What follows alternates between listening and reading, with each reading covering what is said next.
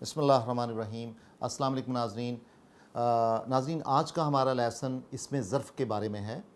اسم ظرف ایسا مشتق اسم ہے، یعنی جو ورب سے نکلتا ہے، ایک ایسا لفظ جو کسی کام کے ہونے یا کرنے کے جگہ اور وقت کا اندازہ دے یا انڈیکیٹ کرے اس کو، یعنی گویا کہ اس سے کسی وقت میں کسی کام کا ہونا یا کسی جگہ پہ کسی کام کا ہونے کا مفہوم پایا جائے، اس کو ہم اسم ظرف کہتے ہیں۔ ناظرین، یہ بات قابل غور ہے کہ کبھی یہ لفظ یہ حرف اسم ظرف ہوتا ہے، اس کے عین کلمہ پہ ہمیشہ یا فتح ہوگا یا اس کے نیچے کسرہ ہوگا، اور گویا کہ وہ مفعلن اور مفعیلن کے وزن پہ آتے ہیں۔ اب ہمیں یہ جاننا ضروری ہے ہمارے لیے کہ جو مفعلن ہے اور مفعیلن ہے، ان میں فرق کیوں پایا جاتا ہے۔ تو ناظرین، اس کا تعلق جو باب ثلاثی مجرد کے جو 6 ابواب ہیں ان سے ہے، جس میں کہ باب فتح سے، باب ضربہ سے، باب نصرہ سے، پھر باب سمع اور حسبہ سے، اور باب کرما سے پایا جاتا ہے۔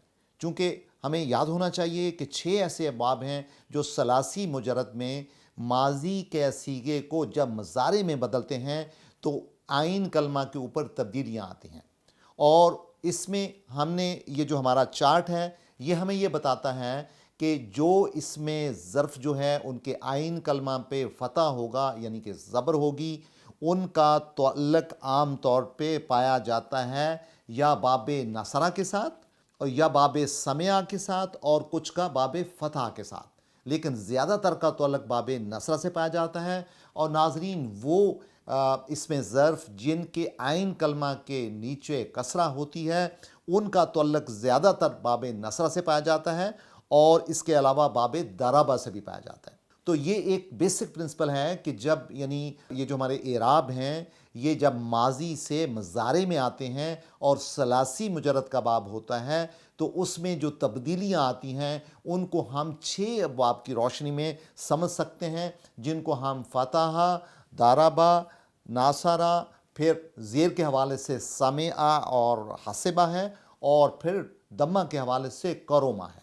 جب ہم اس کو تھوڑا سا اسٹڈی کرتے ہیں تو گویا ہم اس میں ظرف کا جو یہ خوبی ہے کہ عین کلمہ پہ فتح ہوگی یا کسرہ ہوگی تو پھر ہم اس کو سمجھ سکتے ہیں۔ تو ناظرین، یہ بھی یاد رکھیں کہ ثلاثی مزید فیہ سے اس میں ظرف جتنے بھی بنتے ہیں وہ اس میں مفعول کے ہی وزن پہ آتے ہیں۔ مثال کے طور پہ ہم کہتے ہیں معبدن، عبادت کرنے کی جگہ، اور پھر ہم کہتے ہیں مسجدن، یعنی ایسی جگہ جہاں پہ کہ سجدہ کیا جاتا ہے یا عبادت کی جاتی ہے۔ تو ثلاثی مجرد سے اسم ظرف ہمیشہ جو بنتے ہیں وہ مفعول کے وزن پہ ہوتے ہیں۔ مثال کے طور پہ وہ مفعلن کے وزن پہ ہیں۔ اب دیکھیں عین کلمہ کے اوپر کیا ہے؟ فتح ہے، اور مفعول کی کیا خوبی ہوتی ہے؟ عین کلمہ کے اوپر ہمیشہ فتح ہوتی ہے۔ تو مفعلن، یا اس کو ہم یہ بھی کہہ سکتے ہیں مفعیلن، یعنی دونوں وزن ہو سکتے ہیں، مفعلن اور مفعیلن دونوں وزن ہو سکتے ہیں اس میں ظرف کے۔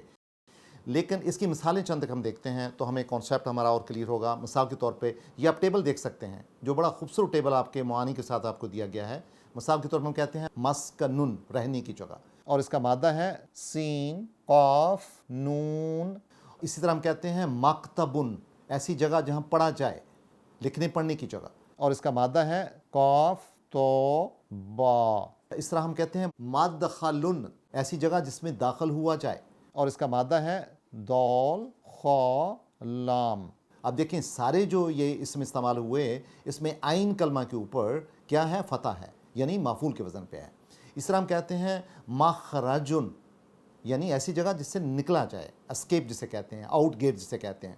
مخرجن، ایسی جگہ جس سے اخراج کیا جائے، اور اس کا مادہ ہے خا، رو، جیم۔ اس طرح ہم کہتے ہیں مذبحن، ایسی جگہ جہاں کسی چیز کو ذبح کیا جائے، جیسے قربان گاہ ہوتی ہے، اور اس کا روٹ ہے زول، بو، خا۔ ہم پھر کہتے ہیں مطلعن، طلوع ہونے کی جگہ، ایسی جگہ جہاں سے کوئی چیز طلوع ہو، جیسے سورج طلوع ہوتا ہے، اور اس کا مادہ ہے تو، لام، عین۔ اس طرح ہم کہتے ہیں مقتلن، ایسی جگہ جہاں پہ قتل کیا جاتا ہے، مقتلن، اور اس کا مادہ ہے قاف، تو، لام۔ پھر ہم کہتے ہیں مرکدن، ایسی جگہ جہاں کسی چیز کو دفنایا جاتا ہے، مرکدن۔ اس کا مادہ ہے رو، کاف، دال۔ یہ جو ابھی تک میں نے اس میں ظرف گنے ہیں ناظرین، یہ آپ کو مفعلن کے وزن پہ آئیں گے، یعنی عین کلمہ کے اوپر کیا ہے؟ فتح ہے۔ لیکن ایسے بھی اس میں ظرف ہوتے ہیں جو کہ مفعلن کے وزن پہ بھی آتے ہیں۔ مثال کے طور پہ ہم کہتے ہیں مجلسن، بیٹھنے کی جگہ، تو آپ یہاں پہ دیکھیں لام کے نیچے کیا ہے؟ کسرہ ہے، اور یہ عین کلمہ کے نیچے کسرہ ہے بیسیکلی، چونکہ جو فاعل ہے یا فاعلہ ہے وہ ایک بینچ مارک سمجھا جاتا ہے۔ اور اس کا مادہ ہے جیم، لام، سین۔ اس طرح ہم کہتے ہیں مغربن، غروب ہونے کی جگہ، اور اس کا مادہ ہے غین، را، با۔ اچھا، پھر ہم کہتے ہیں کسی کا رجوع کرنے والا بندہ جو آتا ہے اس کو کہتے ہیں مارجعن، یعنی لوٹنے کی جگہ، ایسی جگہ جس میں لوٹا جائے، اور اس کا مادہ ہے را، جیم، عین۔ پھر ہم کہتے ہیں مشرقن، یعنی ایسی جگہ جہاں سے سورج نکلتا ہے، اور اس کا مادہ ہے شین، را، قاف۔ پھر ہم کہتے ہیں منزلن، ایسی جگہ جو اترنے کی جگہ ہوتی ہے، اور اس کا مادہ ہے نون، زا، لام۔ تو ناظرین آپ نے دیکھا یہاں دو طرح کے گروپس پائے جاتے ہیں جو کہ مفعلن اور مفعلن دونوں کے وزن پہ پائے جاتے ہیں۔ جو رائٹ سائڈ پہ کالم آپ دیکھتے ہیں وہ دیکھیں وہ مفعلن کے وزن پہ ہے، اور جو آپ کے سامنے لیفٹ سائڈ کا کالم ہے جو مجلسن سے شروع ہوتا ہے وہ مفعلن کے وزن پہ ہے۔ تو یہ ساری مثالیں جو ہیں جن میں کسی جگہ کا سینس پایا جائے ان کو ہم اس میں ظرف بولتے ہیں۔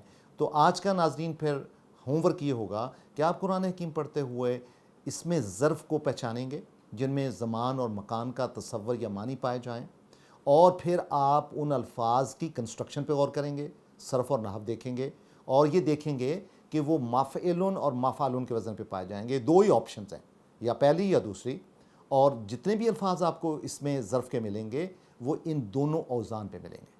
تو ناظرین یہی آپ کا آج کا ہوم ورک ہے کہ آپ کم سے کم ایسے 10 اس میں ظرف نکالیں اور ان کو لکھیں، اور اس ٹیبل کو سمجھتے ہوئے آپ ان کا وزن اس ٹیبل پہ چیک کریں۔